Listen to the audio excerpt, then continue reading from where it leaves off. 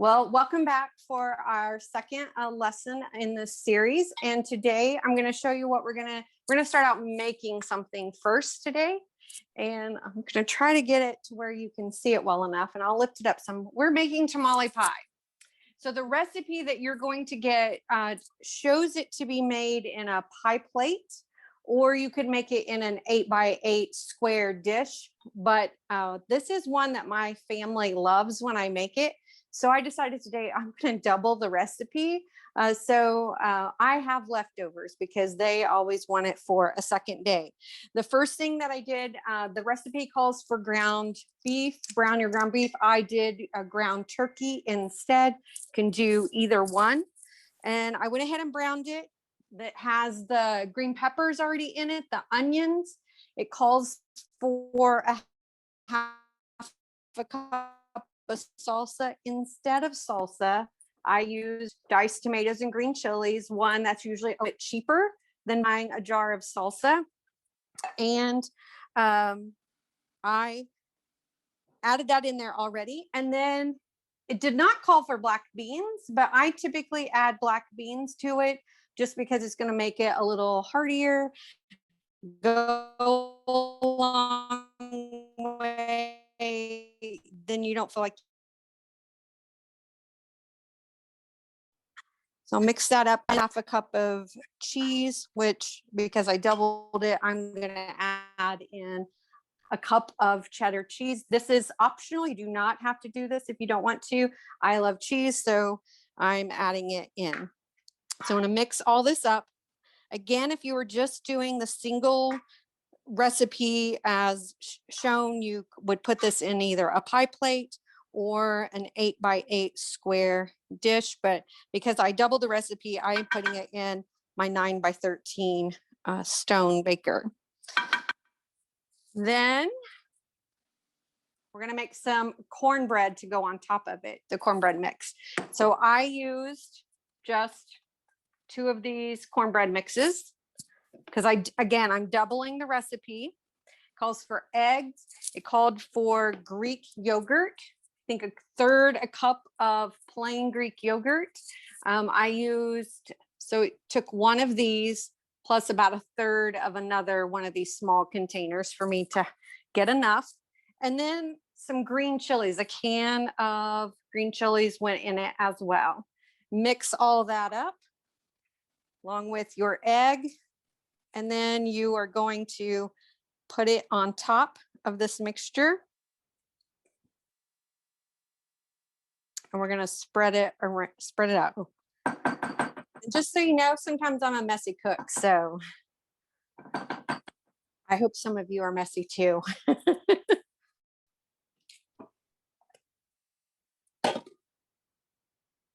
But not as messy as my husband. Oh my goodness. He makes such a mess. So I'm going to spread this around.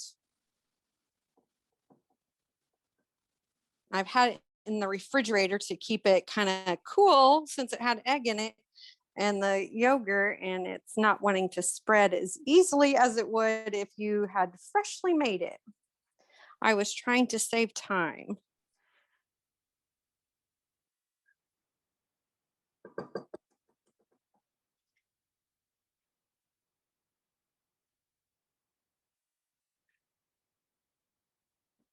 All right, so I'm going to spread this out a little bit more. I'm going to stick it in the oven. It says it needs to bake for about 30 minutes. Again, this would spread so much easier if I had not stuck it in the refrigerator. Lesson learned. All right. I'm going to take these earbuds out.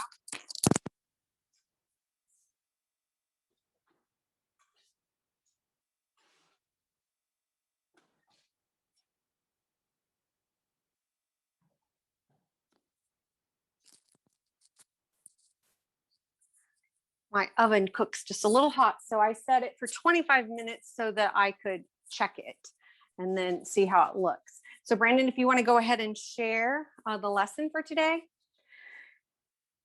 So today you're going to see a kid-friendly lesson today. These are some messages that I share when I go into the schools, but I always say that I would love to be able to share this with families as well, because no matter what your age is, these are some really good messages that we have through CATCH, and CATCH stands for Coordinated Approach to Child Health. This was developed in Texas and has been in use for over 25 years. And so today we're going to talk about Go Slow and Woe Foods. And Brandon, if you'll go ahead.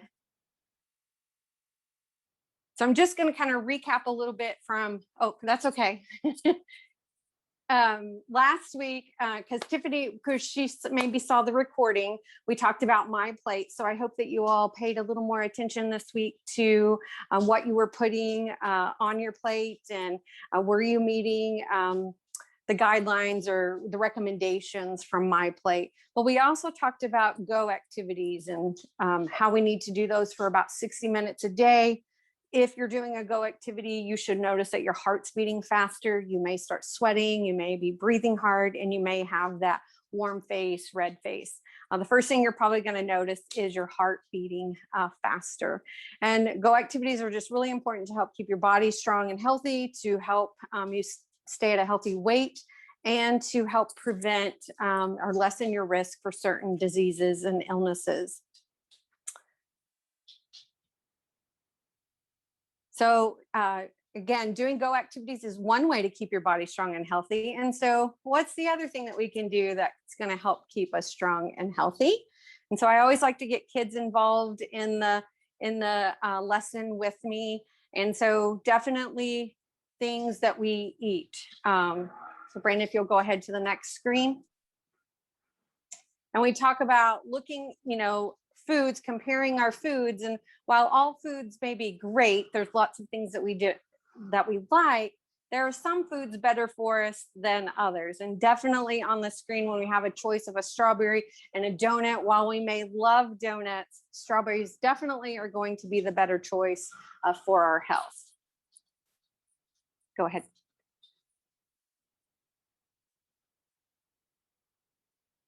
And so one thing that we want to share is that it's okay to eat things like donuts that we just saw, our French fries, cookies, ice cream, and chips. It's okay to eat those once in a while, but we want to eat more of the foods like we see at the bottom of the screen in order to help keep our bodies strong and healthy. So things like strawberries, broccoli, carrots, grapes, bananas, green peppers, and apples, and other foods like that.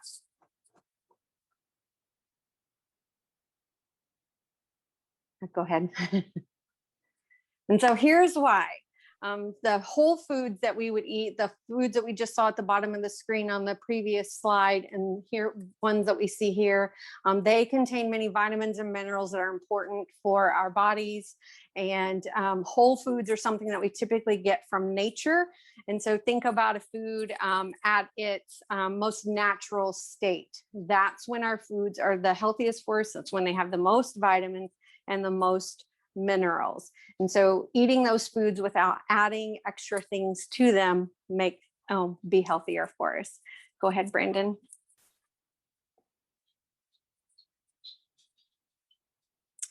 But some of our foods contain ingredients that are not as healthy for you. And when I'm talking to students, there's many things that get added to our foods, but these are the three main things that we talk about is sugar, salt, and solid fat. And while sugar tastes great, it doesn't really do anything healthy for our bodies. Salt is something that we do need. We need a small amount, about 500 milligrams a day. But normally when we're eating a lot of highly processed foods, we get a lot more salt and sodium in our diet than we actually need.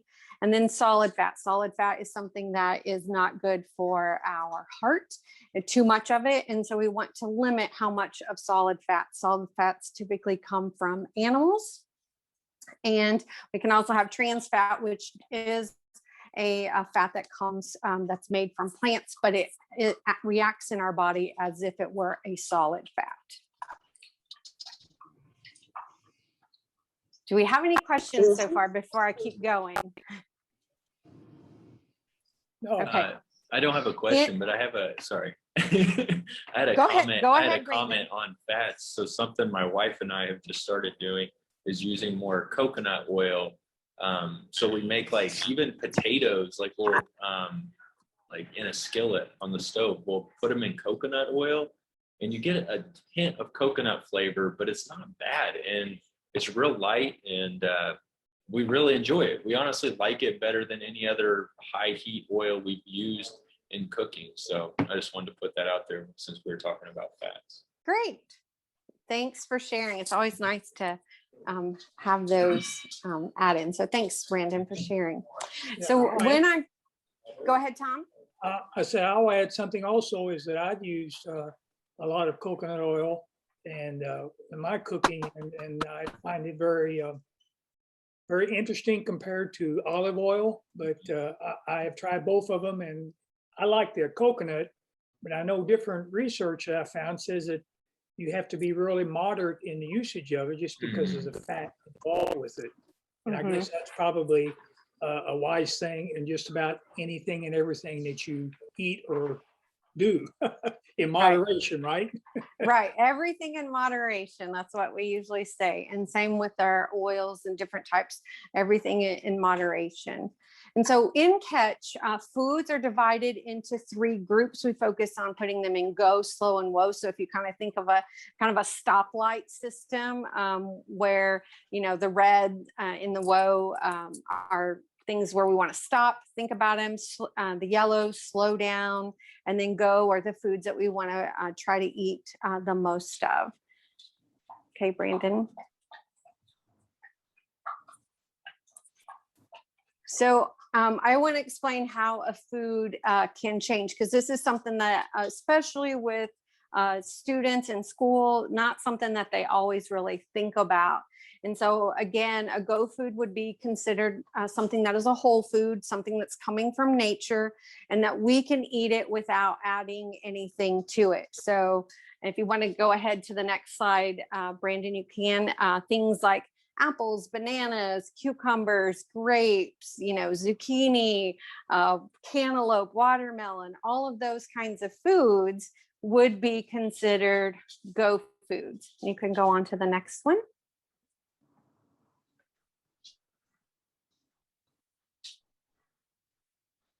And when the apples are processed, so we take that same apple, we're going to process it, we're going to make it into applesauce. And many times when that's happening, sugar is being added. And again, sugar is something that we want to limit.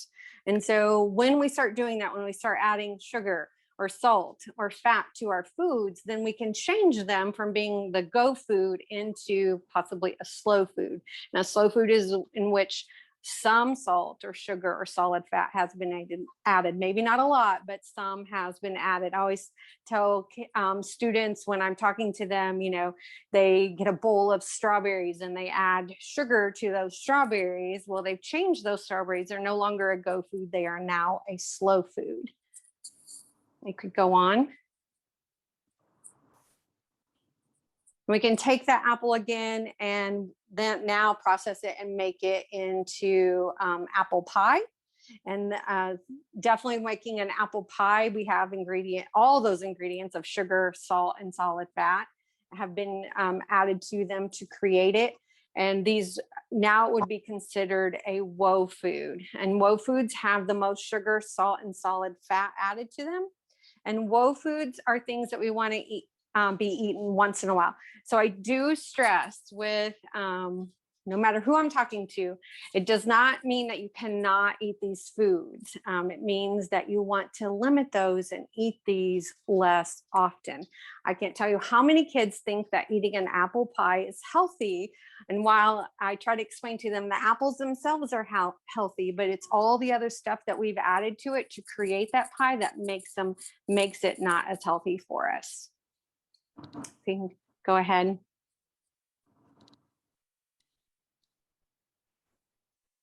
And so I try to give them an illustration of showing that our apples started out as a go food. When we made it into applesauce, we turned it into a slow food. And we took the apple and we made it into apple pie. We turned it into a woe food. Okay.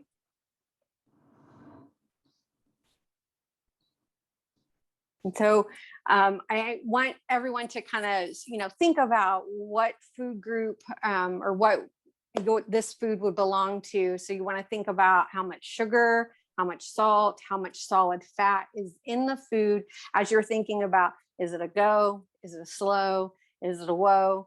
And so with kids, because we are doing so much through technology this year instead of in-person lessons, I do have it set up, Brandon, if you'll go to the next slide, for them to look at them and kind of decide.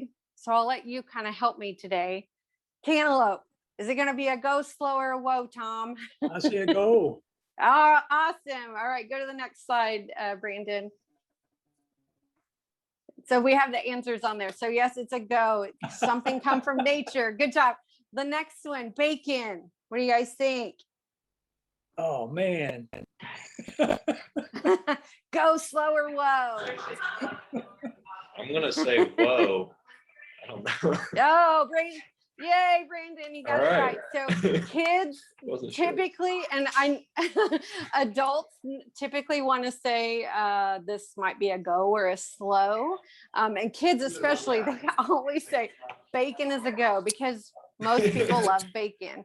But I always point out, look in that skillet, what do they see? And they always say grease, and I say that's really fat, when we talk about it came from most likely a pig, that's coming from an animal. And when we have foods, solid fats coming from animals, or fat coming from animals, is typically solid fat. And we talk about how when the skillet cools down, even though we take the bacon out, what happens to that fat? And it turns into a solid once the skillet turns down or cools down, sorry. So definitely bacon, unfortunately, is a whoa. You can go ahead, Brandon, sorry. And on to the next one. What do you think about pretzels? Oh, man. I like pretzels, but it's probably a whoa. Well, we would not say these are a whoa. We would say these are, you can go on to the next one, Brandon. We would say these are a slow. And kids always point out what's on the pretzels. There's lots of salt on the pretzels. Yep. So these would be in our slow category. Yeah. And then white bread. This one's always a tricky one for kids too. What do you think about white bread? Go, slow, or whoa? I'd say whoa. Well, that is a good guess. We would put white bread in the slow category, and in the go category, we would have our whole grain bread or our whole wheat bread.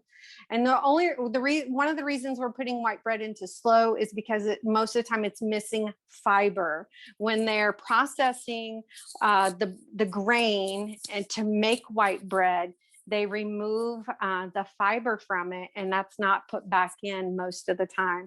And so we want to have whole wheat bread or whole grain bread would be in our go, and then white bread would be in our slow, and then something like a cinnamon roll or a donut, something like that would be in our whoa category. Yeah. I think we have one more. Yeah. And then a soft drink. What do you think about a soft drink? That's definitely a whoa. Definitely a whoa. Again, something that kids are always sad to find out that would be a whoa because it does have so much sugar. And in one of our next few lessons, we are going to really examine some drinks and look at how much sugar is actually in some of those. So this would definitely be a whoa. Can go on to the next one. And then just having just a sample of a few foods of things that we'd find in the go, slow, and whoa. So things like cantaloupe, blueberries, low-fat milk, bananas, spinach, and watermelon. Those are some things we'd find in our go category. In our slow category, we might find lunch meat, broccoli with cheese sauce added to it, and white bread, ketchup, and pretzels. These are some things we'd find in the slow. And then whoa, these are the foods that sometimes we're typically drawn to that we want to eat the most of. And so we'd find things like bacon, chicken nuggets, cookies, ice cream, soft drinks. And so it's really just trying to realize that we need to eat more of those foods that we find in the go and slow categories and limit what we're eating in the woe category. And just so you know, you can go ahead, Brandon, but you are all going to get a go slow woe chart that is great for everyone to look at. So all the foods are broken down into their food groups. And then with their food groups, then you can see what kinds of foods are in the go category, slow category, and the woe category. So really this week, I wanted you to just think about what are some go foods that you're going to try to eat. Maybe when you go to the grocery store, what are some things that you're going to try to purchase? And in place of maybe some woe food that you would typically grab. If you go on to the next slide.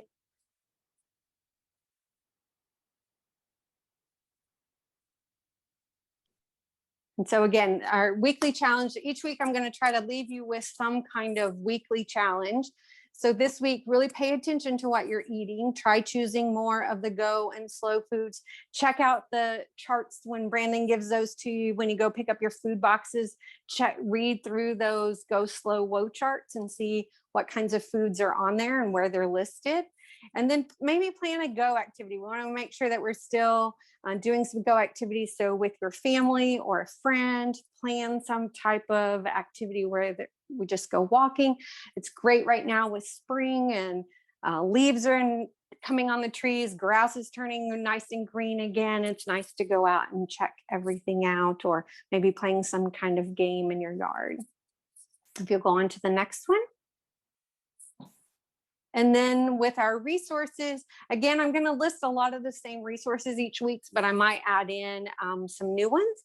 And so most of our recipes, I think, or maybe all of our recipes this week that I'm going to be sharing with you came from the Spend Smart, Eat Smart website. And it's the first one listed at the top with the red and yellow icon.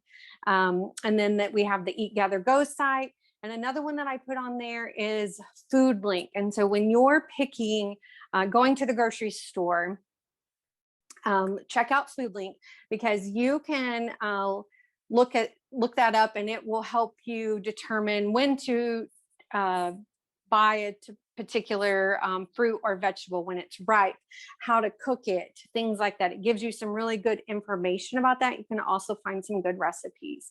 And then again, with activities, if you want to check out the Catch website, you're welcome to do that. There's a lot of great resources for families on there. So catch.org, and then Go Noodle, and then the NFL Play 60. All of them have some really great ideas and information on there. So Brandon, if you'll stop sharing the screen, I'm going to show the other recipe that we're going to do for today. I'm going to take my earbuds out. A little easier.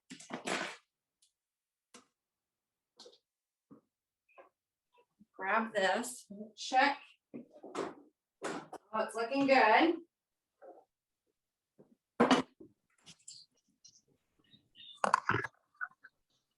I'm going to make a snack recipe for you today. This would be great to go along with your tamale pie, since we have kind of a Mexican dish. This would be great to go along with it. And we're going to make cinnamon chips and a fruit salsa. So I'll turn this down. So with the cinnamon chips, you are going to have a cup of water with some kind of little brush. If you didn't have a brush, you could try to use a spoon. We're going to brush on some water. Many recipes will call to brush on melted butter, but using water will help it to be a little healthier for you. So, and it works great. I've made them many times and it works great. This is another snack that I have done many times in a classroom, and kids love it. The teachers love it. So I brushed water on there. And then I have a mixture of cinnamon and sugar. I think it was a half a teaspoon of cinnamon and a teaspoon of sugar, that ratio. So I made it a little bit more than what it called for. Because usually when I make this, I'm going to try to make several of these. And if you had a pan where you could get 2 tortillas on here at once, that would be great. So sprinkle this with some cinnamon and sugar. I always tell kids too, like when you go to the fair or a festival and they have elephant ears or tiger ears, they could, if they wanted to leave it whole, this would be kind of a healthy way to make one of those tiger ears. Once I put the cinnamon and sugar on it, all I need to do is cut it like a pizza.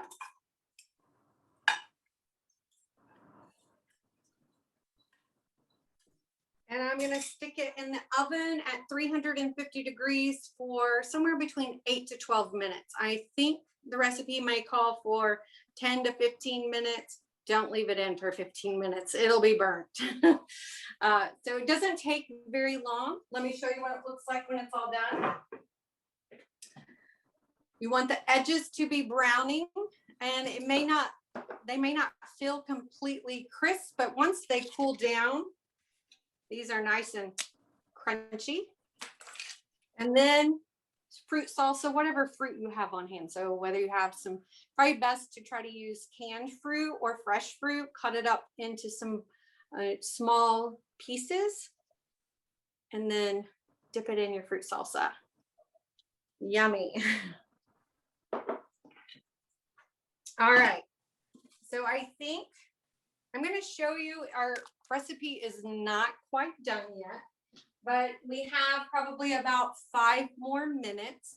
So I'm going to go ahead and I'll show it to you in a few minutes. But do you guys have any questions or anything that you want to say before I get that out of the oven? No, I don't. Tiffany or Martha? No, but you're doing a great job. This is very informative. Oh, Thank you. Thanks, Tiffany. You're a pro at this. Thank you. Well, and Martha, so I hope you can hear me. I'm missing Paxton today. It was Paxton, right?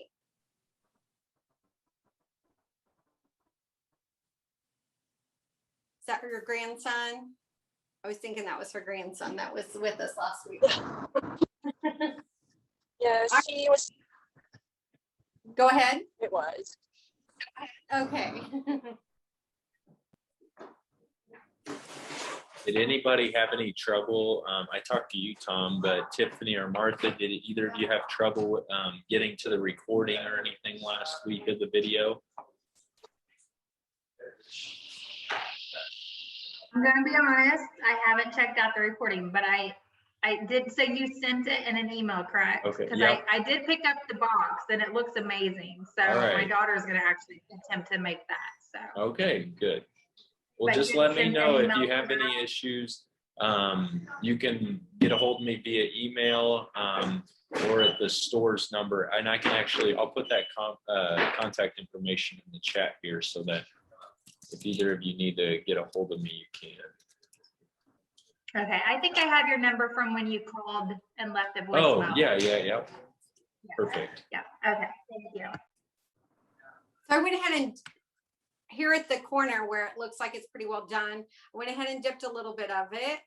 And so you can see the cornbread on top, then all of your filling under here is so good. Now, what we typically do is we cut up lettuce, just like if you were making tacos, we have lettuce, tomatoes, olives, some more shredded cheese, things like that. We go ahead and add toppings to that. So it's almost like eating a taco salad, but it has cornbread instead of chips. Sounds great. It is definitely a family favorite. I was telling Brandon earlier, my son-in-law, both of my son-in-laws are happy when they know I'm making this. I am going to stick it back in the oven because it's almost done, but not quite probably done in the middle. So I'm going to stick it back in for just a few more minutes.